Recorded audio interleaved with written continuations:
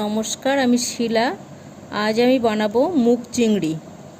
তার জন্য আমি এখানে মুগের ডালটা ভেজে নিলাম, নিয়ে ডালটাকে ধুয়ে পরিষ্কার করে নিলাম, নিয়ে আমি সিদ্ধ বসিয়ে দিলাম।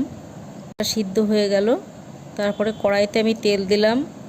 তেলের মধ্যে জিরে, তেজপাতা, শুকনো লঙ্কা, গোটা এলাচ ফোড়ন দিলাম, দিয়ে তার মধ্যে পেঁয়াজগুলো দিয়ে দিলাম।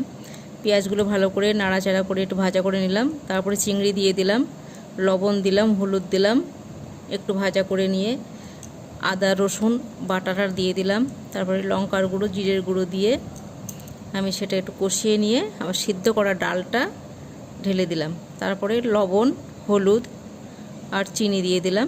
পরে আমি গরম মশলা আর ঘি দিয়ে নামিয়ে দিলাম। ভিডিওটি ভালো লাগলে লাইক করবে, শেয়ার করবে, কমেন্টে জানাবে কেমন লাগলো। নমস্কার।